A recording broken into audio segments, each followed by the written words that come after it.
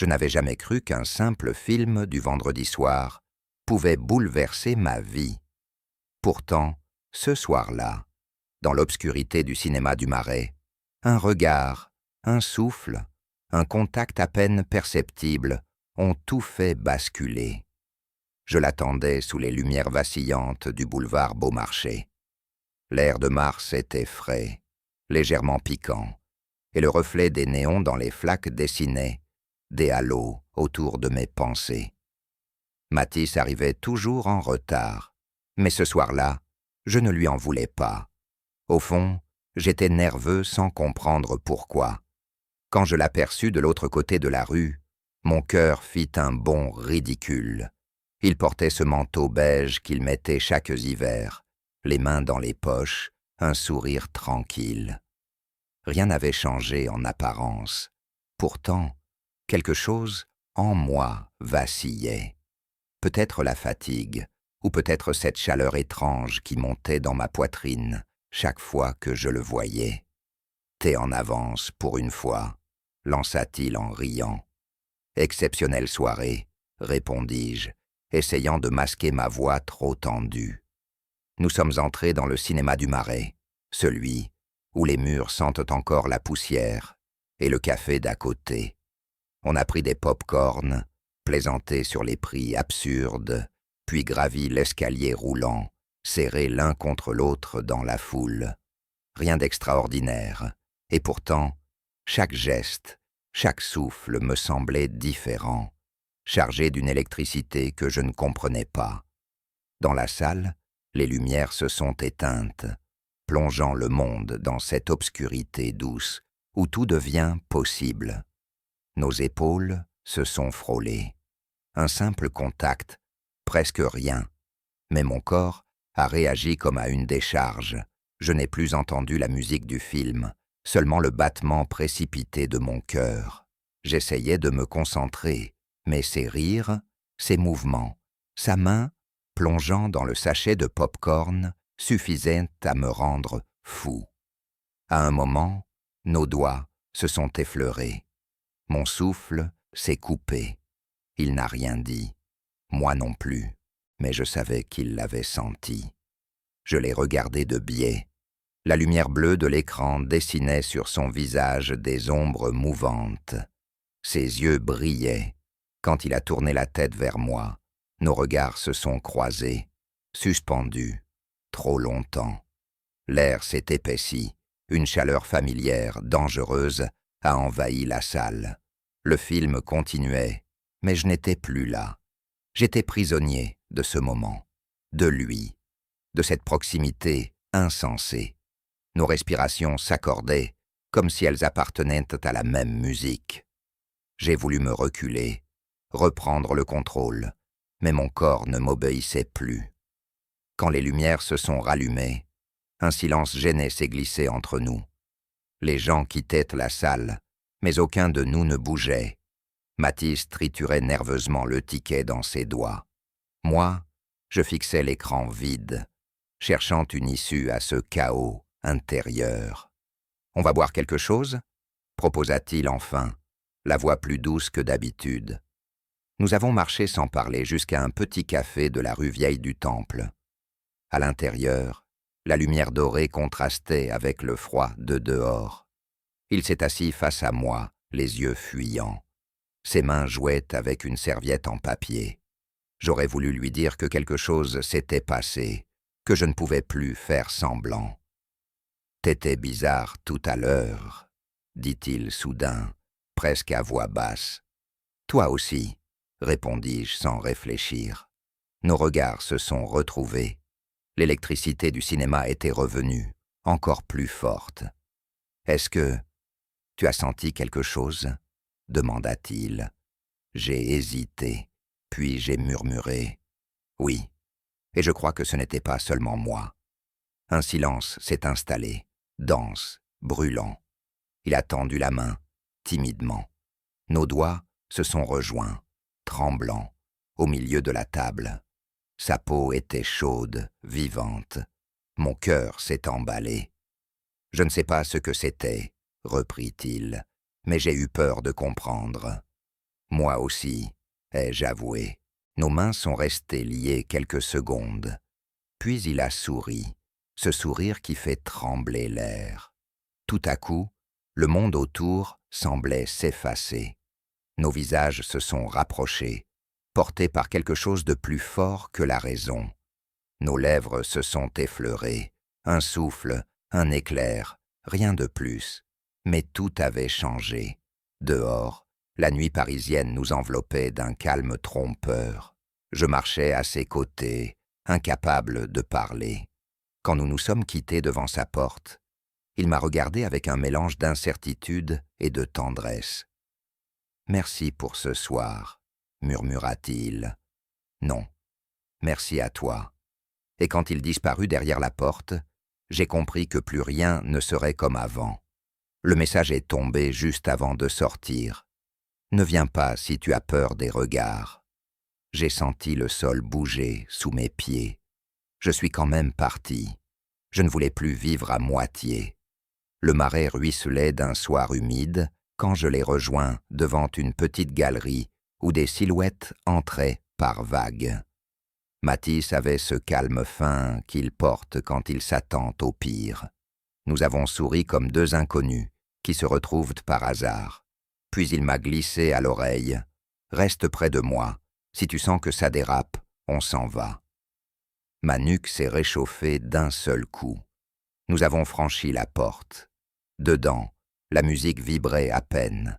Les gens parlaient avec cette légèreté qui masque les curiosités voraces. Matisse saluait. Je hochais la tête. Par moments, sa main frôlait mon coude, juste assez longtemps pour que tout mon corps s'arrête. Entre deux toiles, nos regards se sont accrochés plus longtemps que nécessaire.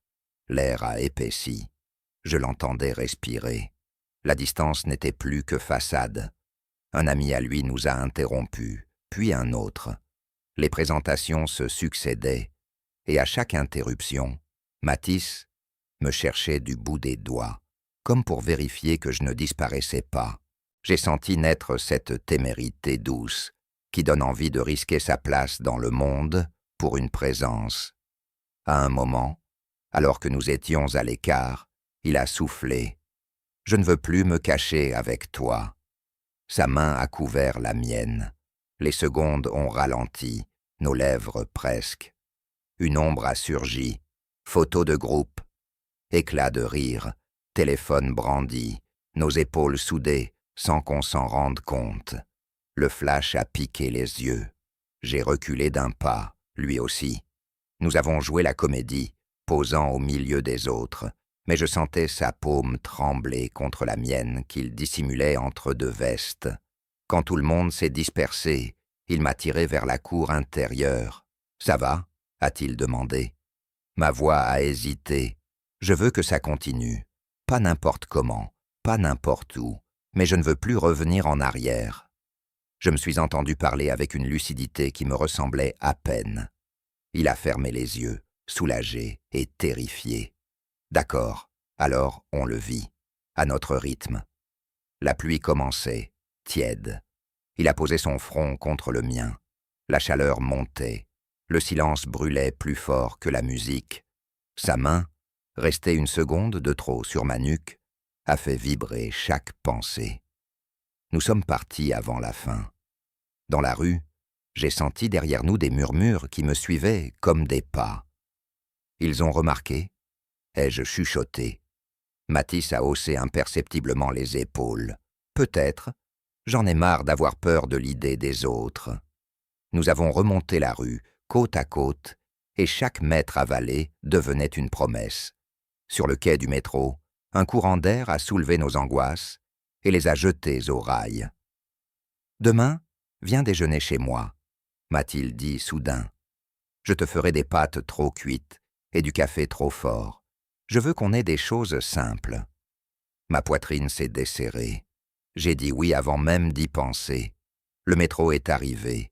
Il m'a pressé la main, puis il a sauté dans la rame bondée qui l'a emporté. Je suis resté sur le quai, le cœur battant, encore ancré dans l'empreinte de sa peau. Le téléphone a vibré. Une notification s'est allumée. La photo de la galerie venait d'être publiée par un ami commun. On nous y voyait, au centre, trop proches pour être neutres, nos regards attirés l'un vers l'autre. Les commentaires commençaient déjà. Je n'ai pas cliqué. Je suis resté là, à écouter le bruit du tunnel, en pensant à nos doigts, qui s'étaient cherchés devant tout le monde. C'était minuscule, c'était immense. Je venais de traverser une ligne invisible, et je savais que la prochaine rame ne m'emporterait plus tout seul. Le lendemain, il n'y a pas eu de pâtes ni de café, seulement un silence qui vibrait comme une alarme qu'on ne sait pas éteindre. Je suis resté devant son immeuble avec un sac de viennoiserie. Les volets étaient ouverts, mais aucun pas dans l'escalier. Au bout de 10 minutes, un message. « Désolé, panique, j'ai besoin d'air. » J'ai lu, relu, puis j'ai fait demi-tour. Le sac pesait soudain comme un secret. La journée a filé entre des regards de collègues trop curieux. « On t'a vu sur une photo? C'est qui, le gars ?» J'ai éludé. Dans mon téléphone, la publication se garnissait de cœurs, d'indices, de suppositions. Rien d'agressif, mais le tintement continu fabriquait une cage. En fin d'après-midi, Mathis m'a appelé. Voix basse, phrase coupée. « Je suis désolé, on peut se voir ce soir. Place des Vosges, 19h. » J'y étais tôt. Il est arrivé encapuchonné par sa propre peur. « Je n'ai pas dormi », a-t-il lâché. Je me suis vu devenir quelqu'un que je n'assume pas encore. Il cherchait ses mots. Je cherchais son regard. « Tu veux dire moi ?» Il a serré les lèvres. « Je veux dire nous. Je veux dire ce que les autres projettent sur nous quand ils ne savent rien. » J'ai paniqué et j'ai accepté un dîner avec une fille que je connais d'avant pour faire taire les questions. Mon ventre s'est creusé. Je n'ai pas crié. Les phrases simples sont venues toutes seules. « Tu as le droit d'avoir peur, mais pas de me cacher derrière un mensonge. » Il a hoché la tête, honteux. Nous avons marché, lentement, sous les arbres. Nos mains s'effleuraient sans se trouver.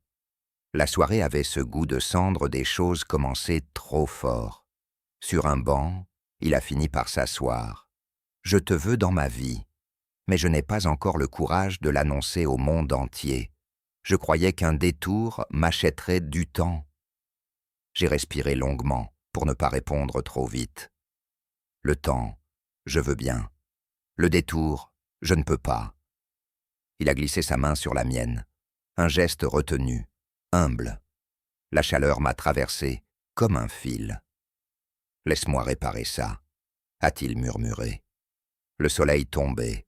La lumière retenait nos hésitations. Nous étions si près que tout en moi criait d'avancer d'1 millimètre. Nos lèvres ont hésité. L'espace a vibré. Puis, j'ai reculé. « Pas si tu t'apprêtes à dîner ailleurs pour prouver ce que tu n'es pas. » Il a baissé la tête. « Je vais annuler, » a-t-il promis. « Je ne veux pas te perdre pour une comédie. » La promesse a flotté entre nous, fragile. Je l'ai quitté à la bouche de métro, vidé et pourtant plus léger d'avoir posé une limite. La nuit a prolongé son silence. Vers minuit, un nouveau message. J'ai annulé. Et j'ai écrit à mon père. Je lui ai dit que j'avais rencontré quelqu'un. Il veut me voir demain. Ma poitrine a serré fort, un mélange d'espoir et de vertige. Je n'ai pas dormi beaucoup. Au matin, j'ai reçu une photo de sa table, 2 tasses, 2 ombres de mains qui se touchent sur le bois. « Je veux que ce soit notre quotidien », a-t-il ajouté. À midi, plus rien. L'après-midi s'est allongé, sans nouvelles. Au crépuscule, un appel rapide.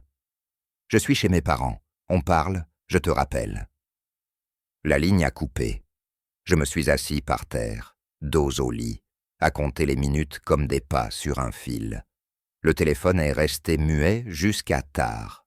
Quand il a ressonné, la voix de Mathis était rauque. « C'est plus compliqué que prévu. On en parle demain. » Je voulais demander quoi exactement? À la place, j'ai dit « D'accord ». Après avoir raccroché, je me suis revu dans la galerie, nos épaules pressées l'une contre l'autre comme une vérité simple. Je ne savais plus si nous étions sur le point de nous choisir ou de nous manquer. La sonnerie d'un message a traversé la pièce. Numéro inconnu. La photo de la veille, recadrée, notre proximité soulignée d'un cercle rouge. En dessous. On devrait discuter de ton image, non? Mon souffle s'est bloqué. Le monde venait d'entrer sans frapper. Le rendez-vous n'a pas eu lieu dans un café. Il a eu lieu entre 4 regards, qui n'attendaient qu'une chose, une version de nous facile à accepter. La porte s'est ouverte sur un salon trop bien ordonné pour nos hésitations. Matisse m'avait écrit « Viens, ce sera plus simple si tu es là ». Son père m'a salué avec une politesse précise. Sa mère a souri de ce sourire qui mesure. Nous avons parlé de tout et de rien, comme s'il fallait entourer d'emballage ce que nous n'osions pas nommer. Matisse a serré ma main sous la table, très vite, comme un serment miniature. « Alors, vous vous voyez souvent ?» a demandé sa mère. « On travaille à 2 pas », a-t-il répondu. Je n'étais pas effacé, mais pas nommé. Un courant d'air a traversé ma poitrine. Son père a voulu savoir ce que je lisais, où j'habitais, de quoi je vivais. J'ai répondu simplement. La chaleur de la pièce pesait. Matisse a fini par dire d'une voix calme « Je tiens à lui ». Les mots ont résonné comme des pas sur un sol neuf. Un silence a suivi, pas hostile, plutôt prudent. On nous a resservi du thé. Le monde n'avait pas basculé, mais il avait bougé d'1 degré. En sortant, la nuit avait cet éclat humide des jours où l'on retient ses larmes. Matisse a expiré longuement. Ils auront besoin de temps, moi aussi. Mais j'ai dit ce que je pouvais aujourd'hui. J'ai hoché la tête. Sa main a trouvé la mienne, s'y est attardée. La chaleur s'est ancrée, apaisante. Le lendemain, au travail, les chuchotements m'ont cueilli devant la caisse. On a vu la photo. C'est sérieux? Une collègue a lancé ça sans malveillance, mais le rouge m'est monté au visage. Le responsable m'a pris à part. Tu fais un super boulot, Adrien.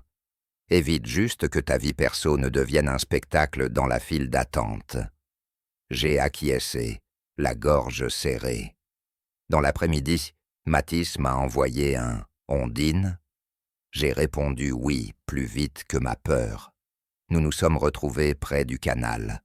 Le vent portait cette odeur de pluie qui réveille les nerfs. J'ai reçu un message d'un ancien camarade, a dit Matisse. Il a partagé la photo sur un groupe, des blagues, des sous-entendus. J'ai mal, mais je tiens. Je l'ai regardé longtemps. Tiens pour toi, pas contre eux. Il a souri triste. Nos pas ont ralenti. Sa joue a effleuré ma tempe. Tout mon corps a répondu. Sous un pont, à l'abri d'un feu rouge qui clignotait, nous nous sommes arrêtés. « Je ne suis pas un héros », a-t-il murmuré. « Je ne te demande pas de l'être, je te demande d'être là. » Il a posé sa main sur ma nuque. Le monde a reculé. La chaleur est montée, régulière, sûre. Nos lèvres se sont approchées. Puis un vélo a déboulé, une exclamation. Nous avons ri. Et c'était si simple tout à coup d'être vivant.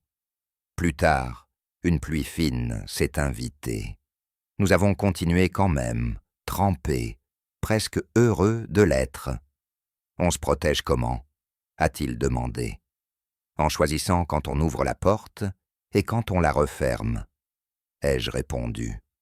En décidant que ce qui brûle entre nous n'appartient pas aux spectateurs.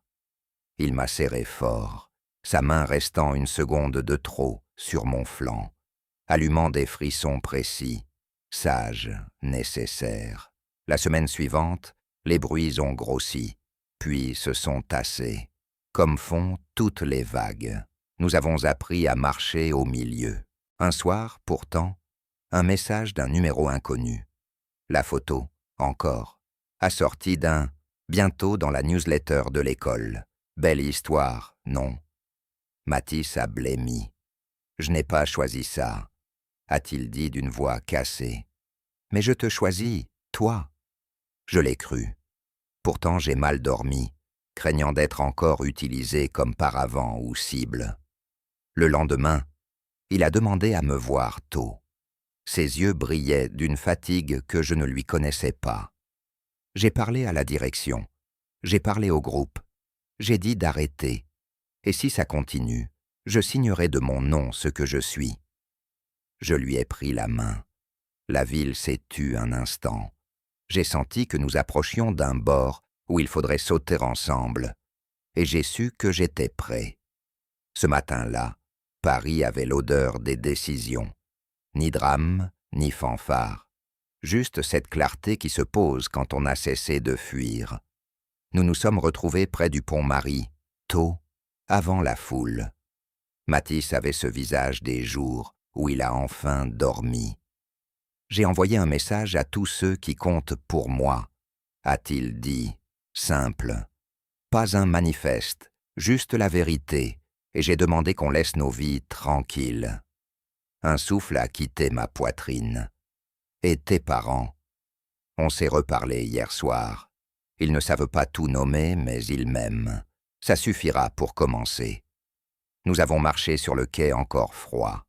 Chaque pas lavait la veille. Je pensais à nos premiers frôlements, au silence qui brûlait plus fort que des éclats, à cette photo qui avait voulu nous réduire à une rumeur. Elle n'était plus qu'une image parmi d'autres. L'essentiel était revenu à sa place, sa main dans la mienne, et cette façon qu'il a de rester une seconde de trop quand il me touche, comme s'il écrivait « reste » sans un mot. Sur un banc, il a posé une petite clé dans ma paume. Ce n'est pas grand-chose, a-t-il souri. Un double, pas une injonction, une invitation. Dans ma gorge, quelque chose s'est ouvert.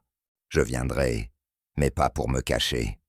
Pour couper des tomates trop mûres, pour rater des sauces, pour t'écouter parler trop vite quand tu as peur, pour t'attraper la main quand tu oublies que tu peux. Il a ri doucement, puis s'est tu. Le fleuve allait son rythme. Je ne promets pas d'être courageux tous les jours, a-t-il avoué. Je promets de ne plus me servir des autres comme d'un costume. Je promets de venir te chercher, même quand je tremble.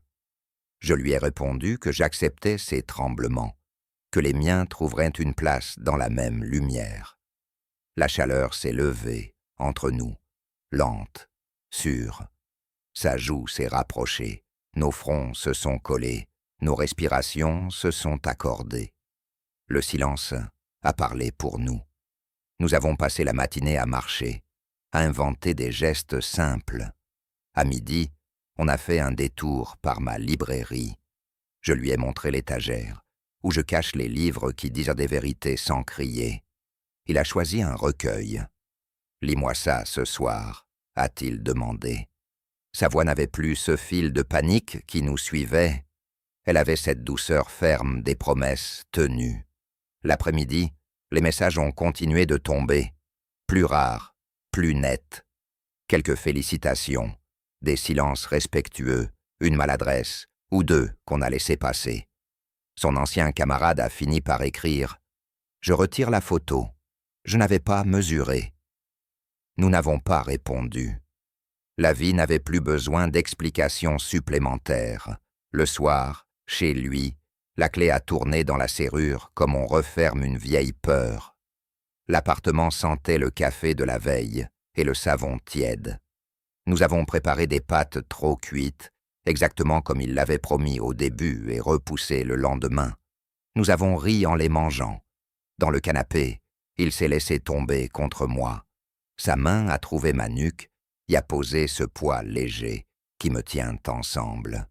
Nos lèvres se sont cherchées, arrêtées à un souffle, suspendues dans une immobilité dangereuse qui disait oui sans bruit.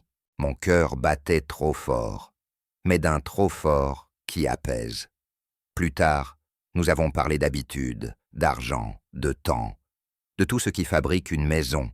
Nous avons dressé une liste idiote et belle, qui sort les poubelles, qui se lève pour le pain, qui envoie le premier message quand la peur recommence. Rien d'héroïque, tout d'essentiel. Avant de dormir, il a soufflé. Tu te souviens du cinéma? Du premier frisson? J'ai hoché la tête. Je m'en souviens dans mon corps. Ce soir-là, j'ai compris que j'avais passé des années à éviter l'endroit exact où je respire. Il a fermé les yeux. Reste. Je suis resté. La fenêtre était entr'ouverte. La ville respirait avec nous. Nous n'avions plus à gagner, ni à perdre, seulement à tenir ce fil qui nous avait conduits là. J'ai posé ma main sur son cœur. Il a posé la sienne sur la mienne. Une seconde de trop, juste ce qu'il fallait. Et dans ce trop, nos vies se sont ajustées, sans bruit, à la bonne place.